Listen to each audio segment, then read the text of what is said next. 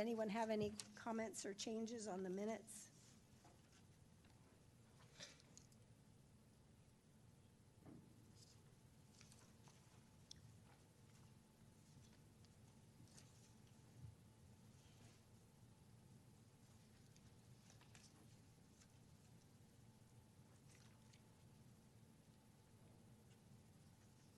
If there are no comments, does anyone want to make a motion to approve? A motion to approve? Second? All in favor, say aye. Aye. Aye. Opposed? Okay, thank you. So at this point, we are open for public comment. You, as a member of the public, can speak now, or you can speak during one of our topics that are listed, or you can speak at the end. So just, notify that you want to speak and then come up to the podium. Does anyone want to now? Okay, so we'll move on. Announcements. The only thing I have is I sent it out as an email, just a reminder about that meeting, the Delco Sustainability meeting. Just please check that out again. It would be good if at least one or two of our members could attend that. Anybody else have any announcements? When was that again? I don't recall the date. It was in an email. Yeah, 30th of May. 30th of May.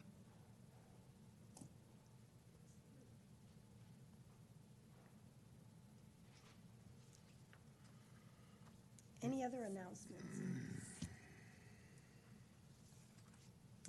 Okay, so we have our ongoing updates. First, from the Green Team, Dan? Old items are municipal electric vehicles, 2 Lightning F-150. Two F-150 electric pickup trucks, special vehicles for the police department, and we now have chargers in place in the building to serve them. And are we also pursuing a pursuit vehicle? I believe it was the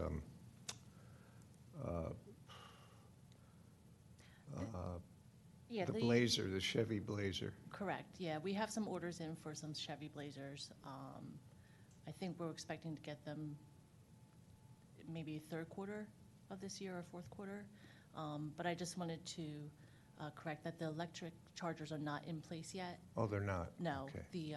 The bid for the installation of the chargers and running the wiring is on the board's agenda for Monday. Oh, okay. So unfortunately, the Lightnings are just sitting there. Well, they're able to charge them with. Trickle charging. Yes. Yeah, okay. Exactly.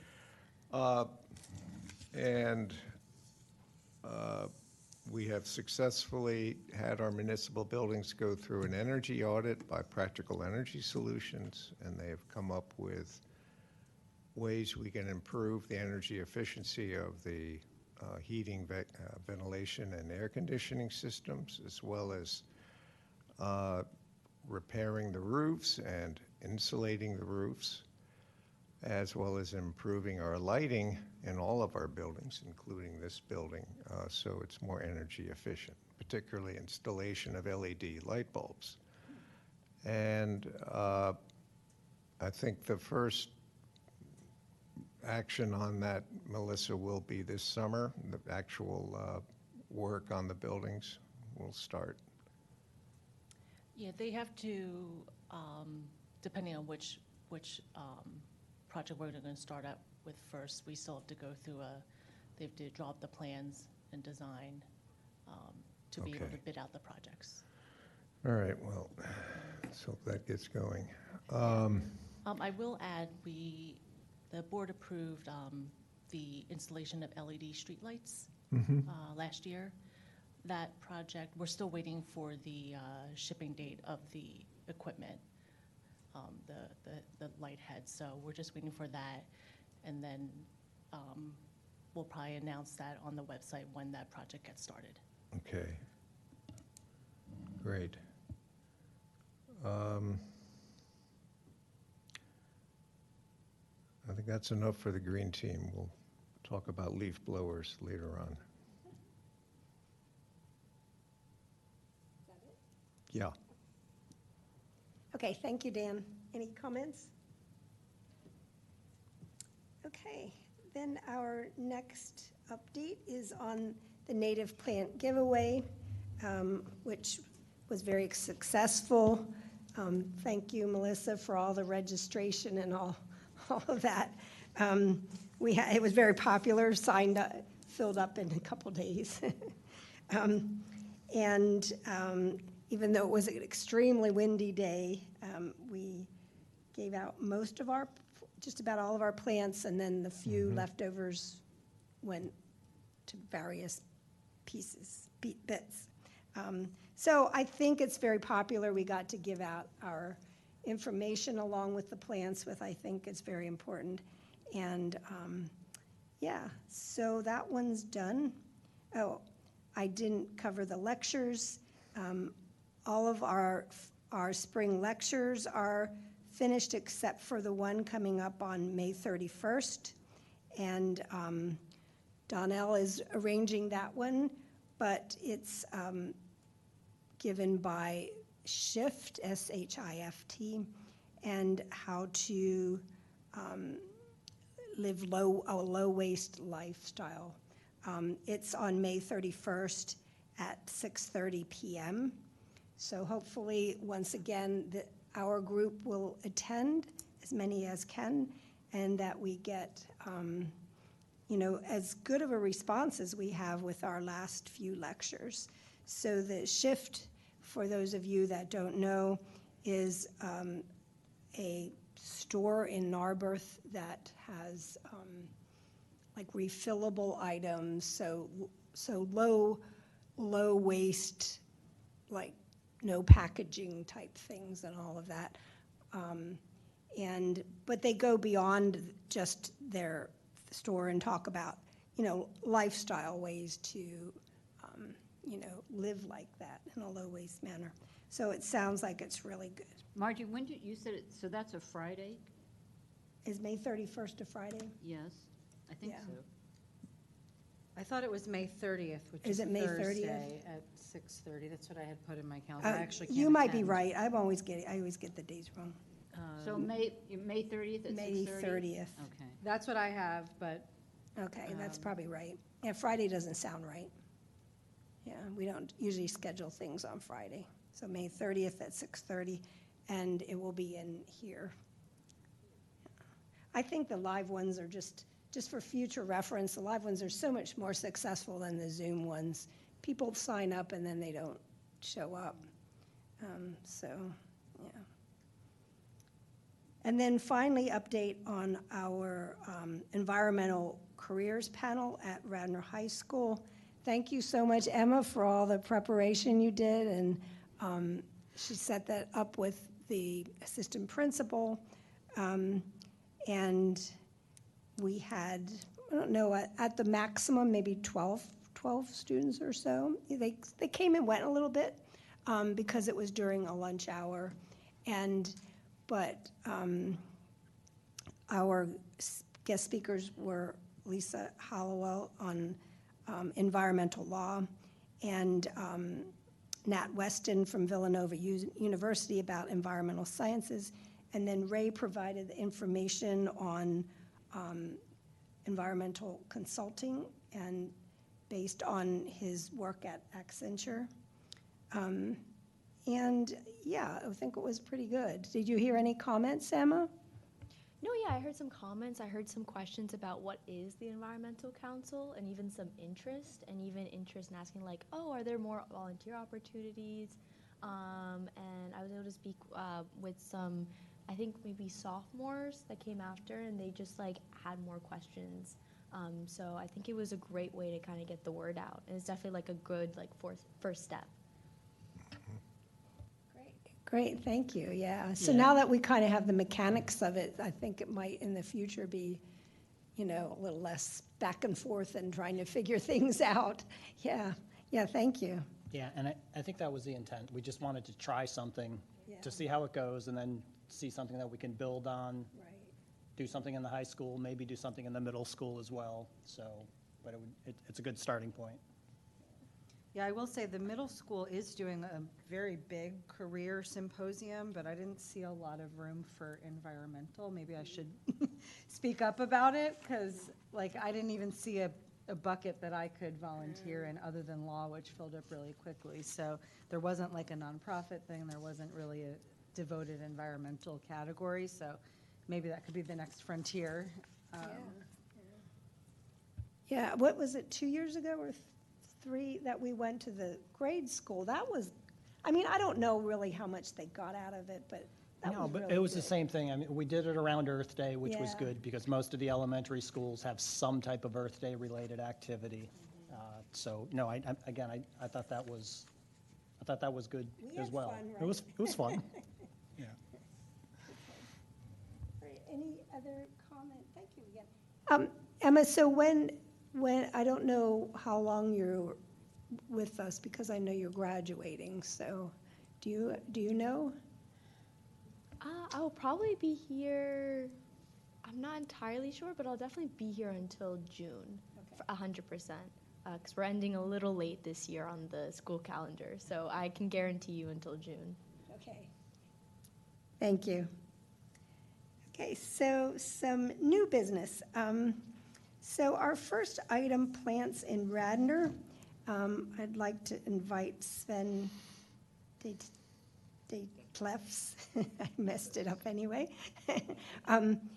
Sven, just a little introduction, was one of our recipients of our Eco-Friendly Yard Award. And we may think we were enthusiastic about it, but he was way more enthusiastic. So he has ideas to build on the idea of the eco-friendly yard. Okay, thank you, Sven. Okay, good. Thank you for having me. Do I need to switch on the microphone? No, it's on. Good. I'm happy it's on the screen because I forgot my glasses in my car, so I couldn't read it from the small computer. Yeah, my name is Sven Detlefs. You can hear from the accent, I'm German. I moved to the USA in 2016, ever since in Radnor. I live with my family on Chamonix Road, just 100 yards or meters away from Fenimore Lake or Park. So, and I was volunteering here with Margie for replanting of the perennials of these plugs that were donated. And then it gave me the inspiration to come here and say, can't we do this on a larger scale with a simple concept behind it? So I also talk am engaged at the Willistown Conservation Trust. They have, of course, much more land, many acres to deal with. The township here is, of course, limited in open space because most of it is built out. And I think what the solution is, that's basically the fundamental idea is, rather than having one open space that you put aside for biodiversity, you create many, many small spaces that in itself create a network of biodiversity. The idea is, of course, not new. That's a concept that's very well researched and established. And so where do you get the space from? I think you find enough, and I have enough example in my presentation here, within the township. It has, and I also believe you should focus on simple things like perennials, wildflowers, because I saw this in my own garden. When you convert 200 square yards to a wildflower habitat, you get an enormous feedback from nature in terms of insects and birds showing up. So you can repeat this in a small scale. So there would be no land acquisition required. You use perennial plants, which are very cheap, 60 cents a plug. After 2 years, they're fully established and become bigger by themselves and reseed, of course. You have a great benefit for our citizens, a beautification of dead areas. And what I believe is it creates a pull effect that other people want to maybe think about the redesign of their own gardens or areas that are not in use. And you have, of course, a nature effect to the networking. And what I think what can be done is look for spaces that can be, let's say, I use the impression godfathered by Radnor citizens, where people just take care for the township of a piece of land for biodiversity. And I have here one example. This is the I-476 exit when you come into Radnor from the Blue Route, and you have these traffic islands there right in the middle of let's say, Lincoln Avenue, and then the entry or exit of the highway, and it's not used. And what I always thought is, because I've seen that Chanticleer took over a piece of land at the Radnor Dog Park, round about this size, and they planted some perennials. A very young gardener, he did it on his own initiative, and it looks beautiful. And now you have thousands of people from Radnor driving by exactly this traffic island every day, and the township, which is the home of this famous garden, to which many people from the United States travel to Philadelphia to see the gardens in the area. It has not even a sign that this is the home of Chanticleer, let's say Radnor. There's no reference to it. It's impossible to find it if you don't have your GPS system on. There's this nice red island. I think we should just go to Chanticleer and say, listen, why don't you design it for the township? Because nothing. You just need to mow it back once a year. But it gives a nice example to everybody what can be done with perennials. So this is just one example. I have another one that is just around my house. That's the second one there on the map. So you see here Chamonix Road. Then you see the Fenimore Lake, and you see this red triangle that's on the photo to the left. That was just redone in the process of rebuilding the bridge at Chamonix Road. So today was the landscaper at that place. And what did they do, of course? They did some nice, let's say, topsoil. And what did they seed out this morning? Lawn. And what will happen now? It will grow over the summer, and then the township will come once a week or every second week and of course, mow it with our money, our taxpayers' money. And I thought, why don't we take just this piece of land and seed a meadow there and plant some fruit trees that you just let grow and don't cut back. And then you have, for example, a place where you save the money for the lawnmower. You don't have the leaf blower noise on top of it. And it's a pretty easy way of redesigning a piece of land. And I know a lot of people drive by this place because this is one of the ways to get west from Lancaster Avenue. And then I have more examples of this. I just took my bicycle, so there are all these dead mulch beds, multiple locations on private and public land or space. You have here, upper left corner, this is in front of the Giant supermarkets. So all the entire township is buying their groceries there, so you can redesign that. The other one is at the dog clinic. One is here in front of the new parking space and the middle school in the background. Actually, you have some trees there, but why is this mulch? You invest money into mulching, which is totally useless. Of course, then you could also plant, I would say it costs you most likely $200 to plant this with perennials, and you have a much better effect. Yeah? And the other one is at this park where the AT&T building is. Lots, big areas of mulch areas. So you have enough space. The message is the township is oversupplied with non-used empty space. So what I think what the next target is, so I've run a company, so normally you set a target first. I think we should plant 10,000 plugs a year. That costs you around about between $7,000 to $8,000. Yeah? If you do economies of scale and buy it cheaper in bulk, you get, of course, a discount, so it's not a lot of money. I planted 2 trees on at my street. It cost me $600. So with $6,000, you can do as good. Yeah? So the ratio of the money invested, return on investment is much higher if you work with perennials than with trees. Yeah? I think you should do both, but that's the idea. So labor cost. Of course, you need volunteers because that's the biggest part in the invoice. I'm happy that the high school will volunteer. I think it's a great senior program. And maintenance cost, pretty easy. You cut it back once a year. It's a low maintenance cost, and I think it should be promoted. Radnor is, that's my autocorrect system. Yeah, I think, of course, Radnor, but Radnor, yeah, we should do it now. I think you can promote this idea in the Radnor magazine. I read it, it often has a nice article in it about it. And then you start in 1 or 2 highly visible areas, like the space at the giant supermarket, the space at the Chamonix Road, or the one where the exit of the motorway is, to get this going and that people see the difference. Yeah? So that's my proposal. Of course, I make the proposal, I have to volunteer for it. I'm volunteering for implementing it. And yeah, I believe since it's on public, part of would be on public land, so in ownership, I think, of the township. That's pretty easy. You just need to identify the land and say, we would like to take it over. At this giant supermarket, there's a real estate company that you need to talk to, whether you can get their, let's say, mulch bed.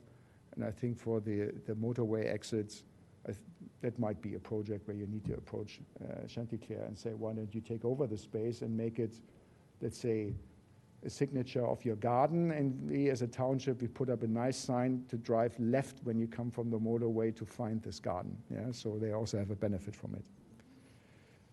That's it. Thank you, Sven. Well, you just covered the hardest part of every project, and that's someone to organize and implement it. Because, you know, that is the key to getting anything done.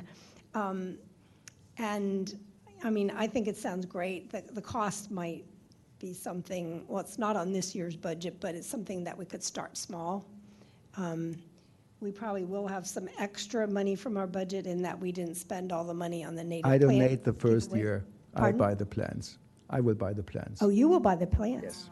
Oh, Of course. okay. That I hope I set an example and other people will follow, or the township wakes up and says this is actually low investment for high return.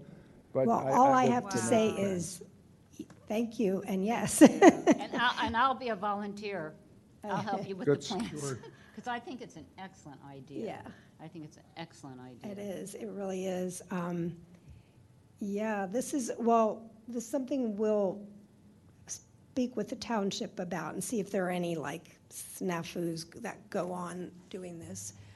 Otherwise, it's a matter of getting volunteers and you know, doing it. I put in 1,000 plugs in my own garden, and it took me a day. Really? So it's not really a lot of You work. must be awful quick. They're very small. You just need Yeah. a drilling machine that Okay, drills it in, and then, of course, not all survive. You have maybe a churn rate of 8 to 10%, but it doesn't matter. You just need to work with big numbers. Yeah. well, we haven't had an offer like this in a while.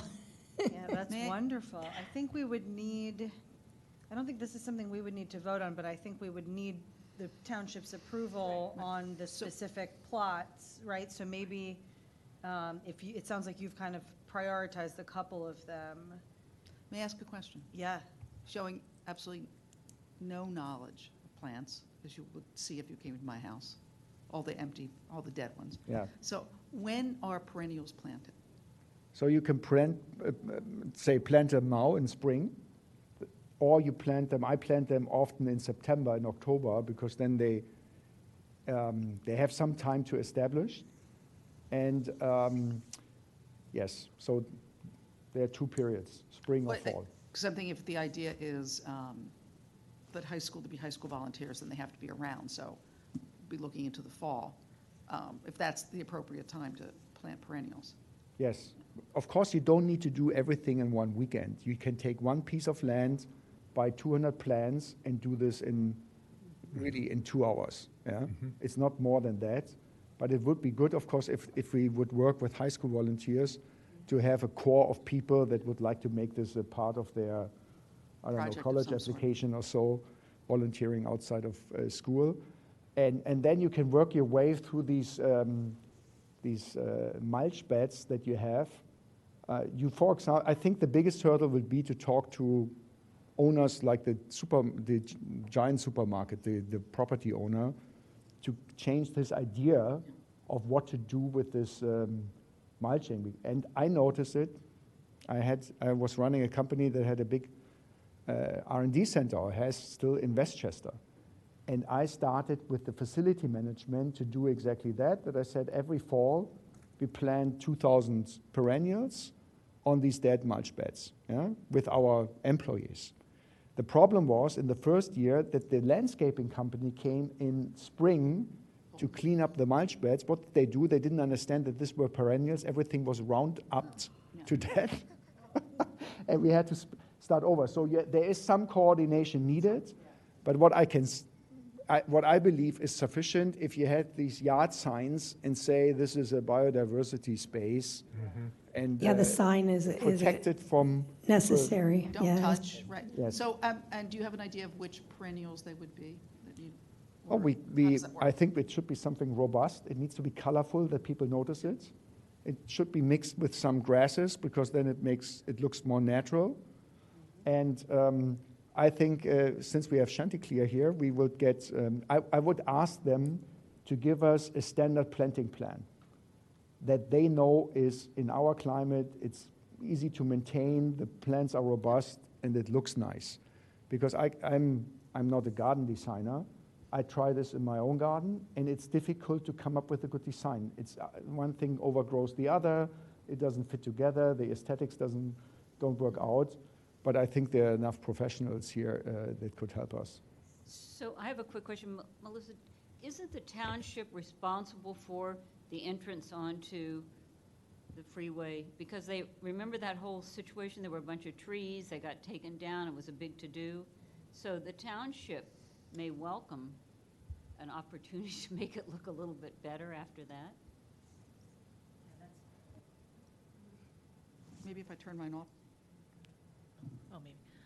Yes, so the township does maintain it, and I was just speaking with Commissioner Agnew about that area where they just clear cut all the trees, and I think that would be a great area to start with because it's so visible. Yeah, but that was already replanted. There's a biodiversity project going on that one. Right. The people that did the UPenn clinic, they have a perennial garden and a wildflower area around it. We actually gave them an award. Yeah, Because but they took over that space. They told me that they actually already reseeded everything up there. Oh, They that did that. entrance area? No, on the hill, On the hill, where right. the trees were Right. cut down. Yes, they had, Yeah, no, that area is amazing. That's why we gave them, that was our first, like, quote-unquote commercial award.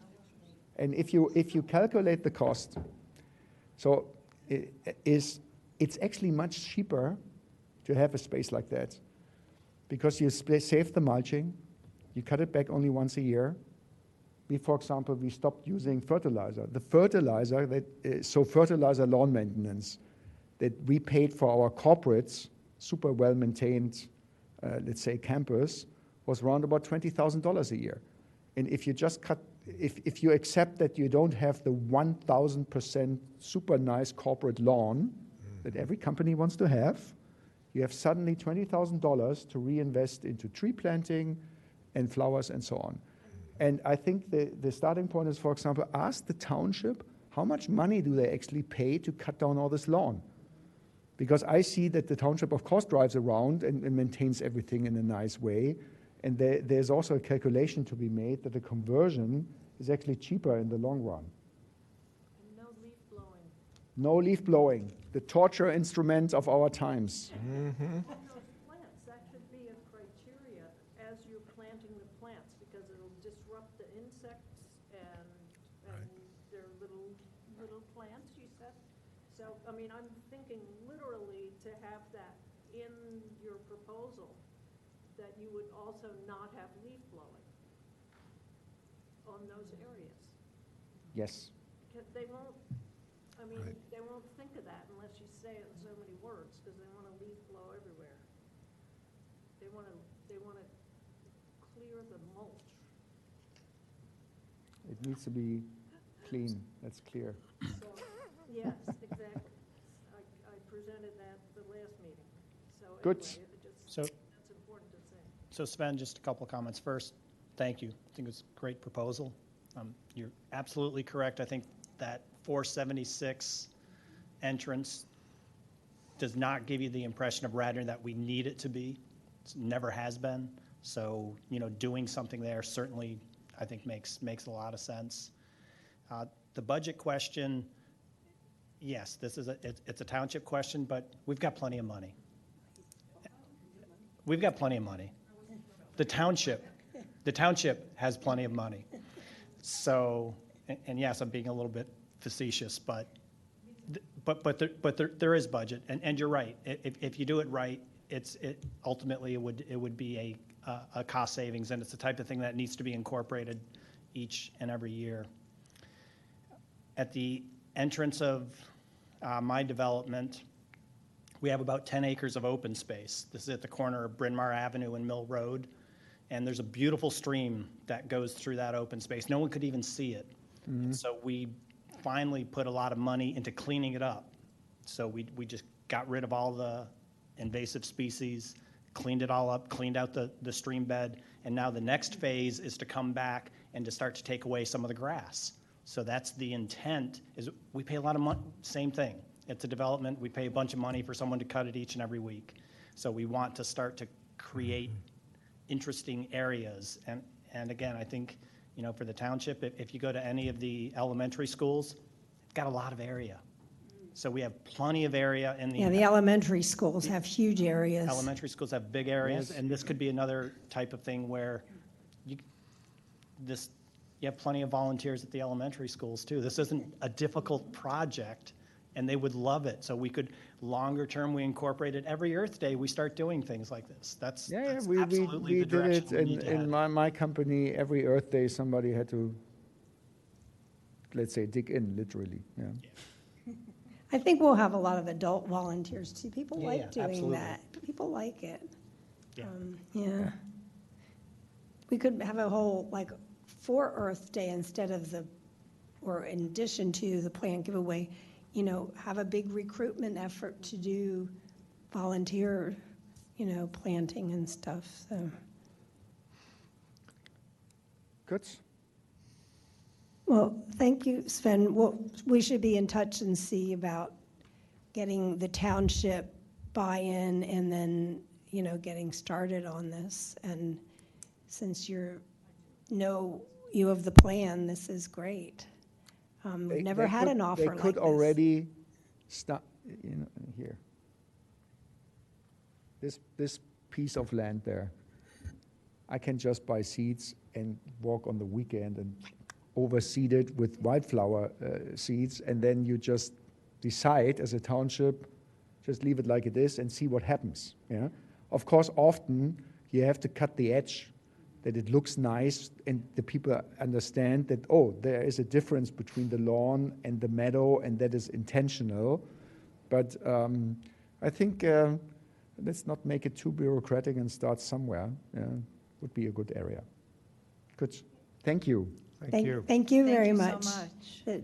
The Johnny Appleseed of native plants.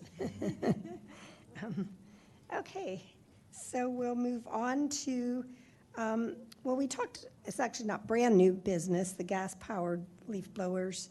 And just, I think this is one that we had proposed needs to be done with Delaware County, with the other townships. And I'm just wondering if anyone has any further ideas or has done any further calls or research on this particular topic. Yeah. This is something we do have to do together with others. We can't do this as just the township. Why not? Because, mainly because of the commercial, commercial landscapers, because they go between 3 counties, really, and definitely to all kind of townships. And are they going to have electric just for us? This just, I don't know. I just think this needs to be a collaborative effort. These are Maybe I'm wrong. questions, these are really, that's a valid question, is at what level do you start at? as I wrote to the members of the board here, in response to, well, originally in response to Carol Jane's attention to the Penn Environment website and Lisa's subsequent emails, I outlined in an email I sent to you all on early part of the early part of April, some ideas for getting more information on this. I suggested we contact Ellie Kearns, the climate field organizer at Penn Environment, and ask that question. Is it wise to go at a municipality level to ban leaf blowers, or should we recruit neighboring townships or even the whole county into this effort? Another question is, well, just what are the other neighboring EACs doing in this regard? And there is the We Conserve Regional EAC meeting, which will be coming up in the fall, and I'm going to be attending, and and actually, with this board's endorsement, put forward banning leaf blowers as gas leaf blowers as a topic of discussion, panel discussion. And then lastly, should we also approach our sustainability director and media, Francine, I forget her last name, not Francine Locke, but anyway, she could be contacted to see what are the chances of getting a ban at the county level. As far as I know, there's only one county in the country, and that's Montgomery County, Maryland, that has a ban just starting in place. And there's a gradual phase out of gas for electric, or what I would like to see, rakes and brooms. Yeah, it would have to be a phase out. I mean, there are some people as old as me here who remember a day before leaf blowers when commercial companies, if they did anything, they used a broom and a rake. And our lawns are not our carpets, they're not our living room, they are the great outdoors. And we have to realize that it's, as Sven is saying, we should not go crazy trying to make it something that nature is not designed to do, which is a monoculture of green. So I would just propose that maybe as first step, one of us contact Ellie Kearns. It could be a Zoom call. If we could set up a time with her, interested members would chime in. I'd be willing to organize that. I'd be happy to reach out to her unless are you saying you want to reach out to her? No, you go ahead. Just set And up I'll a Zoom invite call and you. set a time. Okay. And that's great. Thank you, Lisa. Sure. Yeah, so I had looked through their toolkit and I had offered to draft model ordinance, but it sounds like we are not ready. We're not ready for that yet, right? It sounds like we want to do a little bit more thinking and investigating. Well, at the about- municipality level, yeah, just before we spring it on the township, let's know what nature of the pushback will be. Yep. And a lot of it will be legitimate, and we need to understand. Okay. Okay, thank you. Any other comments? All right, so I'm going to just move the meeting dates down, and so we don't run late for our next speaker. I'd like to introduce Jim Quinn to speak about the Great American Backyard Campout. Jim used to be a member of the EAC many years ago, right? That's right. I think we overlap a little while. Yeah, something like that, yeah. So yeah, I'm Jim Quinn. I used to be a member of the EAC, and I'm involved with the Radnor Boy Scouts. And Tammy Cohen from the Parks Department has asked us to organize and run the Great American Backyard Campout. I think it started last year, probably actually farther back than that. I've only been involved for a year or two. So I'm here tonight to invite the EAC to come and participate. We had a good program last year. I'm not sure if you guys are familiar. The Great American Backyard Campout is one night of camping where the township sponsors residents to come out and camp at the Willows. And we try to have a lot of activities. It was a good turnout last year. We had a lot of good activities. We'd like to build it out a little bit. We'd like more participation, and just when people show up, we want to make sure that there's something for them to do, keep their attention, so that this program goes on in perpetuity. I know that the EAC, during my time, had a lot of stream science equipment that we got from a small grant. I think it was a set of dissecting microscopes and nets and some chemistry kits. So if you decide to participate, you're welcome to do whatever activity you want. But I know from experience that if you take a couple of these microscopes to the pond at the Willows and put it on a folding table, the rest kind of takes care of itself. You hand out a few nets, and the kids just go crazy for it. But we'd love for you to come out in whatever capacity you like. What is the date? June 1st. And generally, the programs run from 4 o'clock to 7 o'clock. And the place? At the Willows. Oh, the Willows.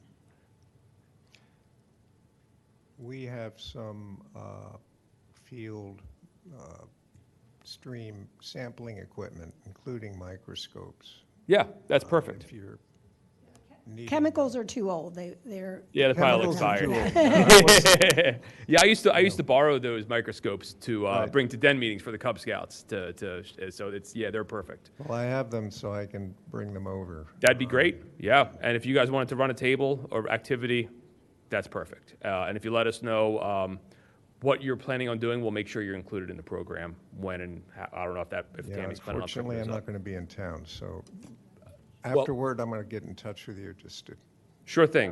That sounds great. link up. Well, I have to check my schedule. I might be, although I'm officially not an EAC member anymore. My last meeting's going to be in, June I am. Yes, the June meeting is my last one. Oh, is No. it? No, I thought May. No, the was. May meeting's my May, last one, yeah. May meeting. I could still, because I'm sort of a macroinvertebrate specialist. I You're could do welcome to that. participate as a civilian if you Okay, like. but I would still represent the And if EAC. I'd also like to ask if you have any connections, the Radnor Conservancy, anything like that, like any other organizations who do. could come out. Yeah. That would be great. I tried to email, I think it was Amber at the Radnor Yeah. Conservancy. I haven't heard back, but I'm hoping to get them out there.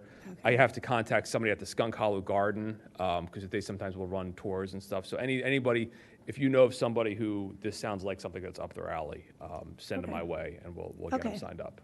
So, All right, sounds great. yeah, that's great. So yeah, let me know if you'd like to be involved. Right, and anybody else here want to show up for that, or? Yeah, Jim, you and I had talked. Was that you? I know I spoke Yeah. to someone about it. That was at the Fall Fest, right? Yeah, at the Fall Fest, so yeah, I'd be happy to participate. And That'd be great. maybe we can get Sven to come out and we'll do some plantings as well at the Willows. It's just a thought, there's plenty Plenty of space there. And of space at the Willows. Incidentally, I don't know, Sven, if you've ever been to the Willows up above the Skunk Hollow Garden.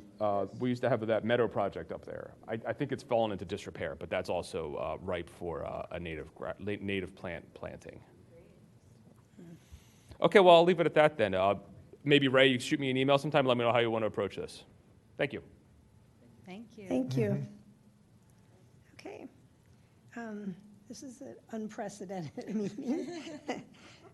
So next topic is meeting dates. A few people have proposed moving the Thursday meeting because it's not many, but some have difficulty with it. And it seems just from all the emails going back and forth that Wednesday might be better for everybody. So I heard from Donnell, who's not here, and Eugenia, who's not here, that Wednesday would work with them. I How think we about- need to be specific. I think they said the third Wednesday specifically is what Third. they wanted, right? Yes, yes. Okay. That's, yeah, 'cause- that's what I'm meaning, the third Wednesday. There are no other Wednesdays. They're very limited choices. Yeah.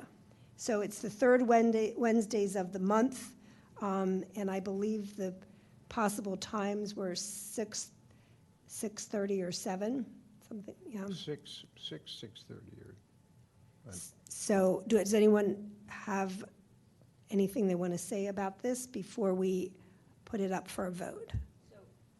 I just want to, yeah, can we just, I want to know exactly what times and days. So there's Wednesday at 6, Wednesday at 6:30, Wednesday at 7, and then Thursday, 6:30 or 7 also? That's correct. Okay.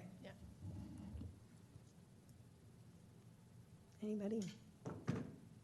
Well, I'm pretty flexible. So that's Okay. why- but Yeah, I think just- we have to have a unanimous Yeah, vote so I on would this, say, yeah. I mean, if somebody has this, is Wednesday the better option for most people? I mean, I'm not I could voting. do, I'll I would excuse prefer myself from the vote. earlier than later. Like, I would prefer like a 6 or 6:30 versus a 7, but I would go with the majority.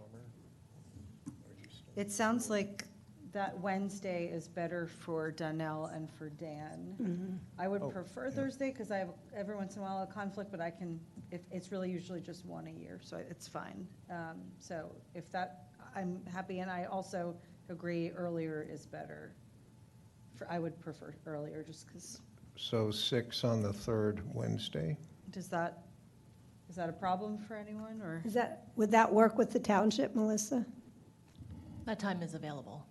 Okay. So we're moving the third week then, not the The fourth. third Wednesday. Third Wednesday at 6 o'clock. So the proposal is the third Wednesday of the month at 6 o'clock for our new meeting time. I'll have to get back to you when that will actually kick in then. So do I have a motion? So moved. Second. All those in favor of moving the EAC meeting time from the fourth Wednesday, from the fourth Thursday at 6:30 to the third Wednesday at 6 PM, please say aye. Aye. Aye. Aye. Opposed? Abstain? I'm abstaining. Okay, so I'll contact you, Melissa. Okay.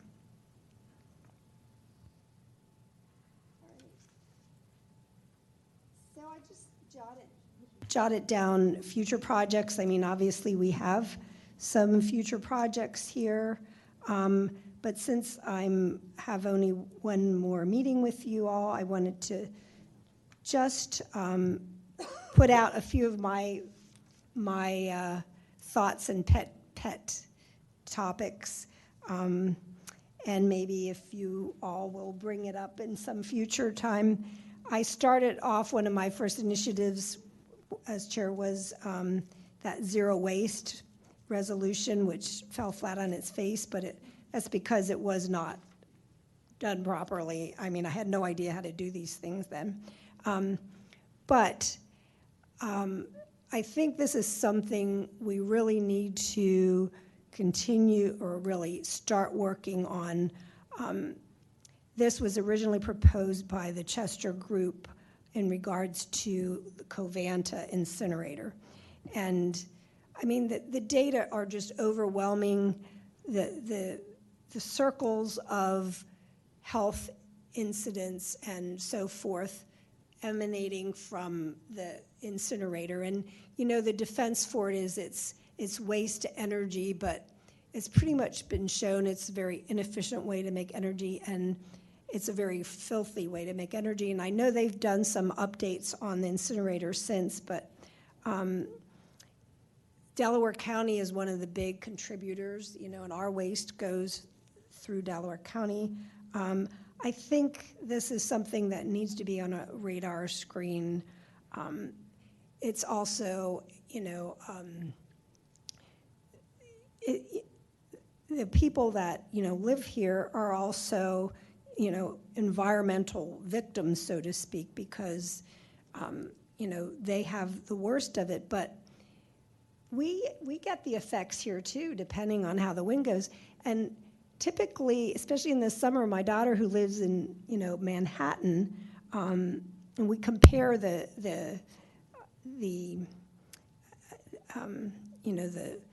air quality, and her air quality is typically 20 to 30 points lower than ours. And I know the diesel has a role and much has a role, but I think Covanta does too.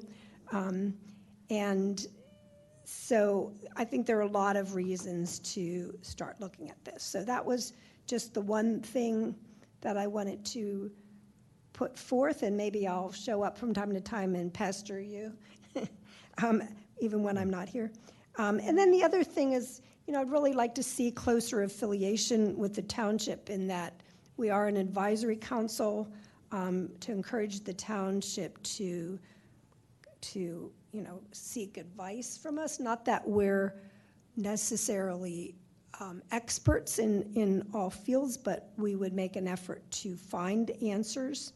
And certainly about new builds and such things. There are many things, the Wayne Preserve was an excellent example. I know we can be proactive and look at meeting agendas, but many times these are things are even kind of worked out and decided before they show up on the meeting agenda. So that time when we were asked about the electric trucks, and that was the way I think we should work with the township. And I'm hoping for the future that will,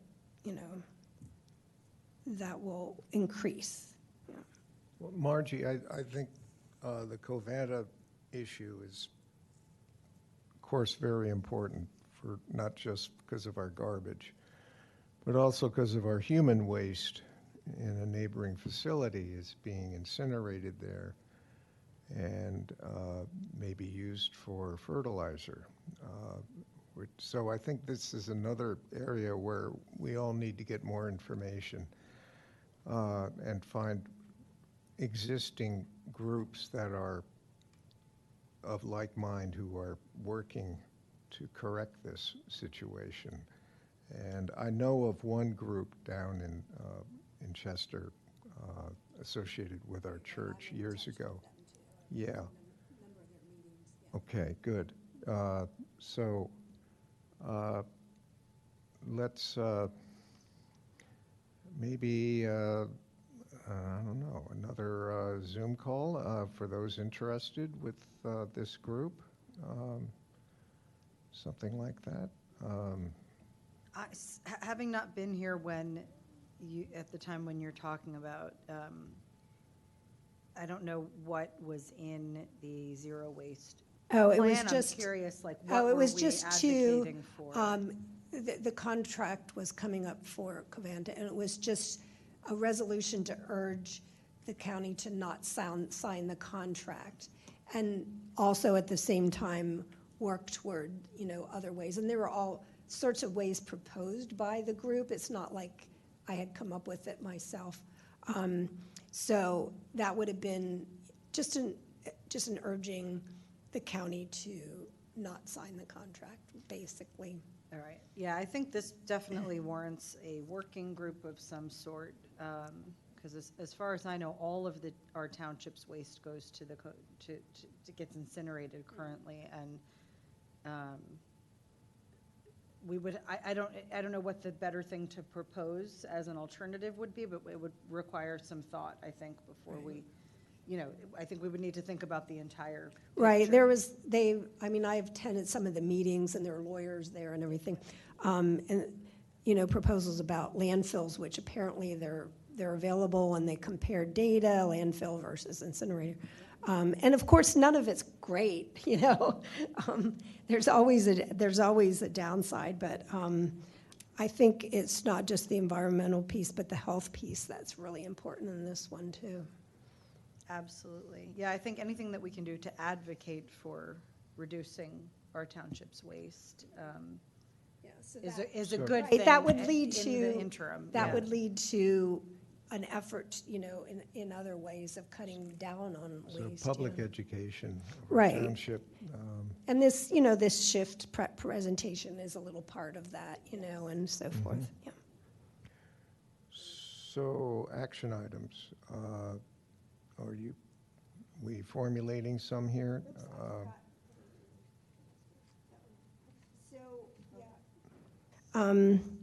Well,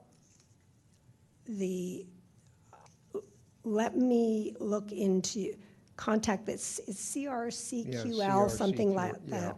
CRC. And see where they are on this. I know they just had a march, I send out that information. But to see where they are, they're full of proposals. It's not like they're just saying, don't do this. Right. You know? So I have to see what they are. I mean, at risk of being political, I think we're looking at a legislative support of some kind. Yeah. And that would require our township being educated and, petitions.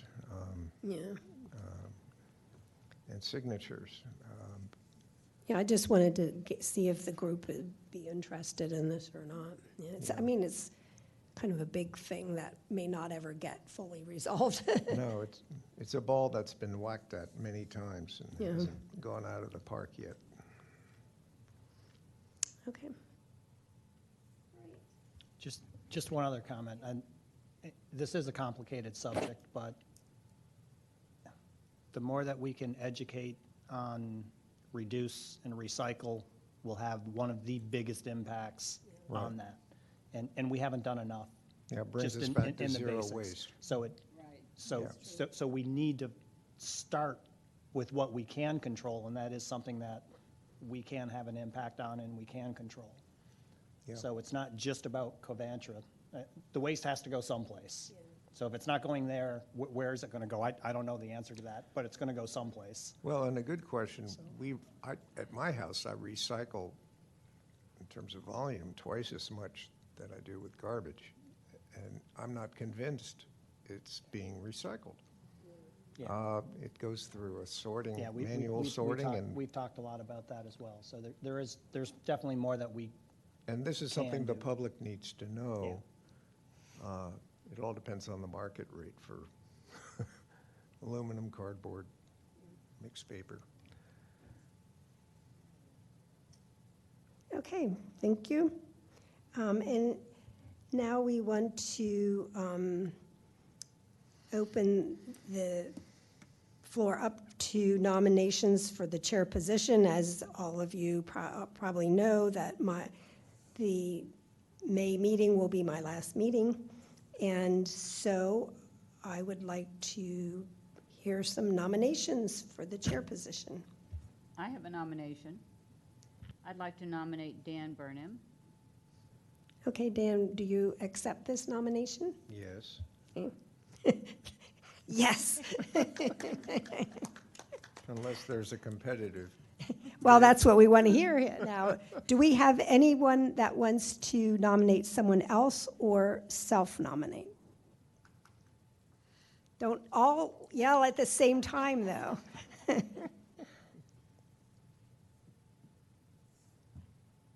Well, thank you so much. Okay, for so next month, we have to have a nominating. formal vote. Yeah, Um, right. And then we'll vote, and we'll have a new chair. Swell. Thank you. Thank you, everybody. Do we have any other public comment?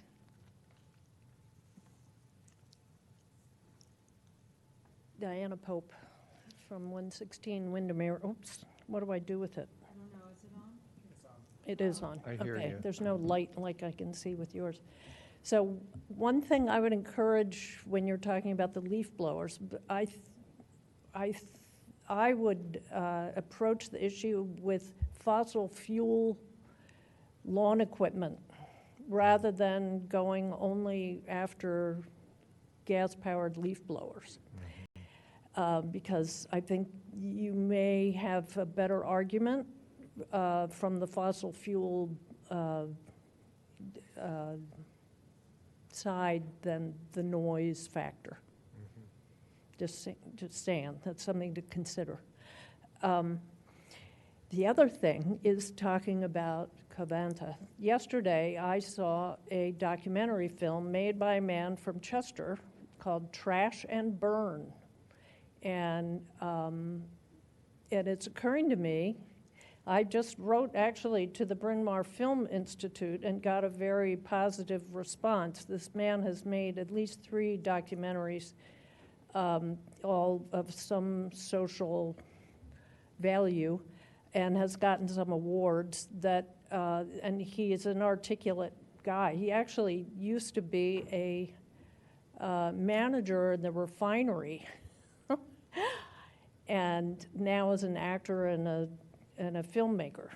And so I'm hoping that the Bryn Mawr Film Institute will actually have him, for a class, showing his films and discuss and what it was like to make a documentary about the place where he came from, because it was not so easy. Turned out, he told us his father lives next to the mayor, and the mayor was not at all happy about this documentary because it's not very complimentary about Chester. But it occurred to me, you could invite him here and invite the public and let them know what's going on in Delaware County. I think that would be a wonderful thing. Excellent. So I have his name, he has a website. I don't know how to pronounce his name, but his last name is Motley. But anyway, he has a good website. You could contact him, and I'm sure he would be very enthusiastic. Yes, I'd be happy to. So if Yeah. you look up Trash and Burn, that will, Yeah, that will probably bring it up too. Yes, it's not very long. Anyway, it's very effective. The other thing, I actually came prepared with 2 other things, but I think I will just talk about one of them, and that is in the context, again, of what it looks like around here and how we care about our environment, and that's English ivy. And it's just everywhere, and there's no good reason, because it's not that hard it's very hard to eliminate it, but it's not that difficult to get it off the trees or stop killing the trees anyway. So what I propose is simply an education campaign. And I was wondering actually whether high school students there could be a little competition in a 1-page flyer. It's toxic for animals, so you don't want to bring it in your house for one thing. It'll kill your cat. It actually can give you dermatitis if you handle it without gloves. You want to do it all with a lot of clothing on. But there are very well-known methods of cutting it. You can do it at any kind of convenient level. You don't have to get to the ground level and just have a gap of about 4 inches and leave whatever's up there. You don't want to yank it off or you're going to damage the bark. And so those kinds of lessons would be very helpful for people who have their own trees with the English ivy. But it's also in the township. I mean, there's some great examples right here on these grounds. And that's all over the place. And landscapers seem to be blind to it. I don't understand it, but it's very rarely addressed by professionals who should know it's not good for the trees. Thank you. Again, do you Thank have you. a source for the information about English ivy that we? Yeah, have? I'll share things with Yeah. Margie. I have her email. Yeah, I'm thinking that could be a good lecture series. If there's a person who can be, the spokesperson who, we've been doing these monthly-ish lectures for folks in the township, so there could be a whole one about. I don't know that you need you don't need a lot of time to communicate about it, I don't think. Yeah, okay, that's Well, true. we have. Maybe an earth- so, to reinforce it and people can ask questions. I guess it makes sense. Yeah, we have an earth-friendly tips part of our Yeah. website that it could be posted. I don't know how many people read those, I though. They're know. right in the very bottom of the newsletter. But if we're talking to the public about other things, we can put our website. Anyway, thank you. Thank you.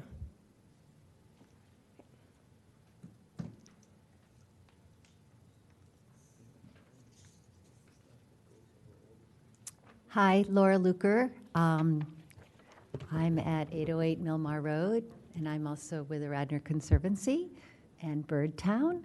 And I'm just here again just to let you guys know I'm kind of part of what you guys are doing, and hoping that we can all kind of collaborate in many different ways, whether it's from the Conservancy point of view or whether it's from the Birdtown point of view. I just thought I'd kind of tick off a few things that have been said tonight, which is, it's kind of an exciting, all this information that's been going on. I know from being involved with the township for many, many years, I love all these ideas. It's so much harder than we think it is. And I hope with your energy that a lot of these things can happen. It's very positive. But the SHIFT program, I think is going to be really exciting, and I don't think a lot of people know about it. So advertising somehow better for that would be really, really good. Even like the library could be a source of advertisement, and the Conservancy a source of advertisement. Right. I've tried the library. They don't want to advertise our stuff. They don't, but you're part of Melissa, the... puts these in the website and the social media, and I think Yeah. we've gotten pretty good Good. response. Good, Yeah. good. Not to say they refuse again, but I've been refused before. Okay. Yeah.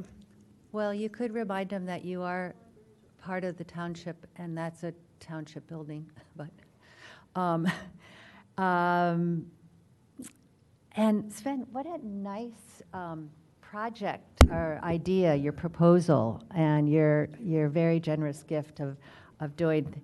And I would, as I kind of mentioned to the others over here, the township, really the best thing to do, just knowing how we've done projects before, is to work with the Parks and Rec, which is Tammy, and also work with Ricky Foster of Public Works, because that's where you need the buy-in. Because you might end up going back to Germany, and the project gets somewhere else. And all you volunteers who all say, oh, I'll be there, can't. It's happened time after time. And that's why it's the best thing to do is to work with them and teach them and really give them the numbers and understand the use of mulch and versus the use of putting in perennials or grasses. So it's really, I think, a wonderful incentive to work with this and be a part of that. And the leaf blower ban, TE is working on that right now. They're EAC. So check in with them and see what they're doing. I know they've been in the process of it for over a year. It's not an easy proposal. No ordinance is going to be written up soon. And it is, it's the landscaping companies that are opposed to it because of all their equipment. And creating that whole replacement piece hasn't really caught up with the technology isn't really available at their level in quantities. So it's tough. Yeah. Jim, keep on calling Amber. I don't know why she's not calling you back, but she's been busy. Okay? I'll try. I have her card, so I'll try her. Yeah.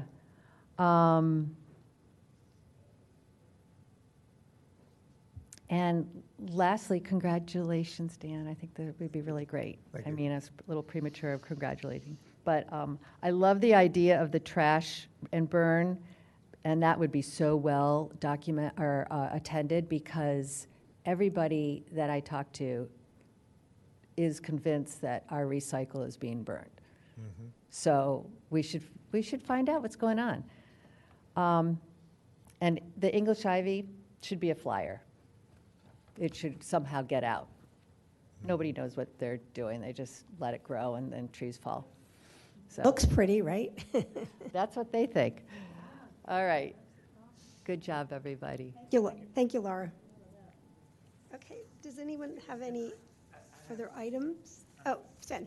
We're still in the democratic process that I can say something? Yeah. Good. On this recycling,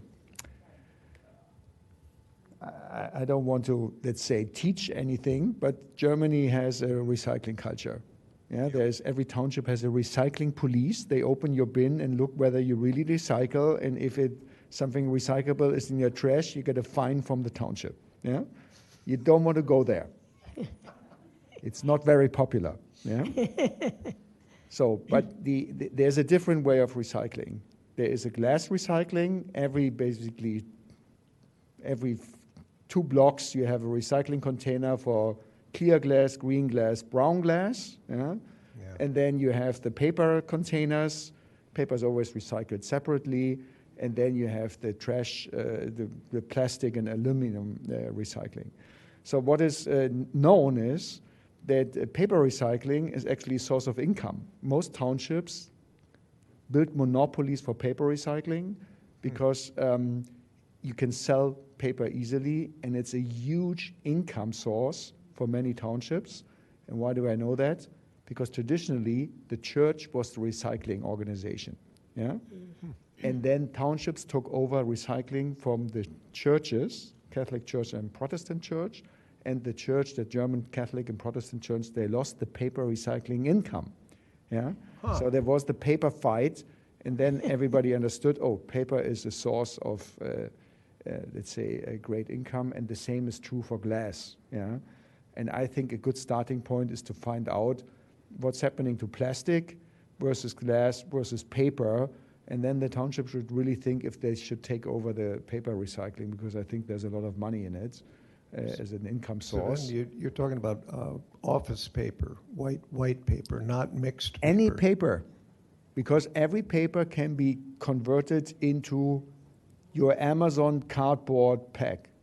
Yeah? And that's the reason why paper is so valuable, because you can recycle it over and over and over and over. Yeah? The same, by the way, for glass. Yeah? You just need to separate the white glass from the rest of the glass, because you can't produce clear glass with green glass and so on. Yeah? The other comment I would like to make is on the leaf blower. Yeah? You will never get rid of leaf blowers. Unfortunately, they are so productive. I have a rake. I raked for years. Now I bought an electric leaf blower. I have to admit it. I can't believe it.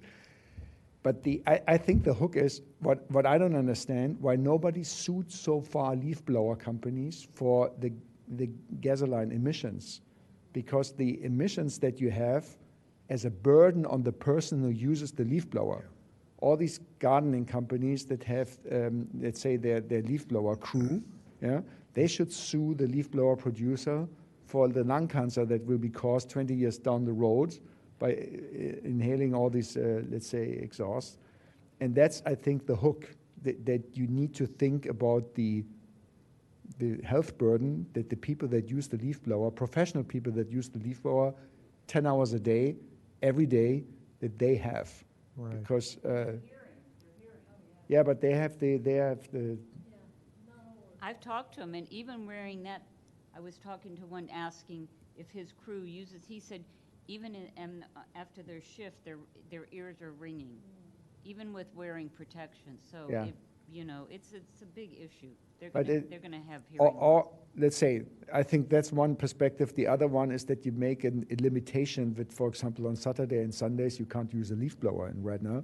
I don't understand. We have, in our road, for example, we try to pool the gardening to one day so that everybody uses one company and they come at least only once a week to create noise. Before, you had Monday was my neighbor, Tuesday was the other one, Wednesday the next one. Every day you have this noise level. It's just super annoying. Yeah. Yeah, the draft ordinance that I was looking into did have kind of a phased, I'm forgetting it now, but there were various levels, right? So there would be, a 2-year phase out, and during that time, the township couldn't buy any fossil fuel powered leaf blowers, but other people who had them could. We could probably have some sort of a different system for individuals who are buying a leaf blower for their home or using leaf blowers for their home versus the big companies, right? And there were hourly and daily restrictions as well. So like you can't be leaf blowing anything, even with an electric or, at 3 in the morning. So that's all the type of things that when we're ready to look at the ordinance, that's all things that we would consider. Good. Yeah, there is noise you. ordinance, of course, that leaf blowers would certainly be included in.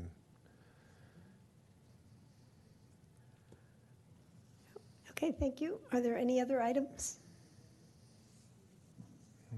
Could I just Okay. make a comment about the high school very quickly? Sorry. I've loved the ideas that I've been hearing so far, but I really think that at least what I've seen from the high school and the middle school, which is where my sister currently attends, there are no programs for education, especially on recycling. I will tell you right now that every day that I am in school, people are throwing trash in the recycling bins as if they're trash cans. And even in my AP environmental class, I mean, it's a textbook. We're reading it to take a test. And I can tell you, I didn't even read the chapter. I know about it because I'm interested, but I didn't even read the chapter. And I think it's such a good idea to implement the flyers for the Ivy. I mean, at this point, high schoolers love TikTok, so our attention span is like 3 seconds. So flyers are great. And even just like more activity in the high school, I think it's always about, starting with the youth. And as soon as, especially like the middle school, the elementary school, I've had, before I came to Radnor, I was a part of just like a private school, and they formed their own mini garden that the students were a part of. And we got to plant seeds, and then we got to take like mini field trips on school grounds, so it wouldn't have to be signed, to learn about the plants and learn how to take care of them. And to me, those are some of the funnest days that I had in like my elementary years. I just feel like in terms of the schools, there's just a lot of untapped just kind of like potential. I mean, up until the career panel, the high school didn't have anything for Earth Day. It's kind of just something that kind of blows over. My sister, I've never heard her talk about anything environmental at the middle school. So I just wanted to emphasize just like the education, like I understand the township, but I think the youth are just like, it's hard to do something about things that you don't know about and that your parents don't talk about. And like a part of a family with 3 girls, I'll tell you that if us 3 band together, and if we be like, okay, we're gonna recycle from now on, it's gonna happen.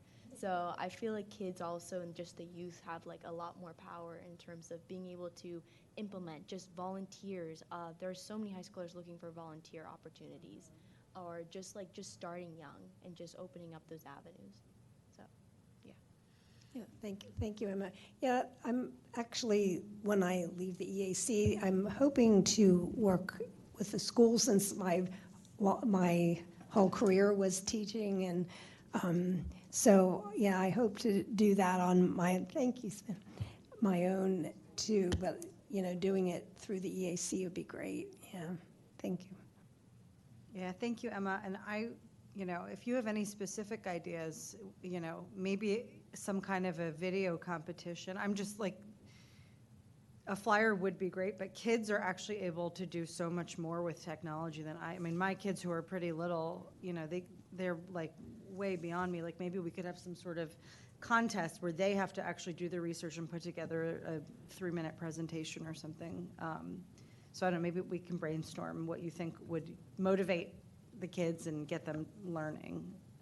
Yeah, absolutely. I don't know exactly when I might be leaving for college this summer, but I should be around for part of the summer, and I'm absolutely all for brainstorming in types of ideas for competitions or just kind of just getting the word out. I know that the science department is very happy, and they have really shown a lot of support in marketing, and for especially the career panel, they're very excited about that there's more environmental friendly stuff going on.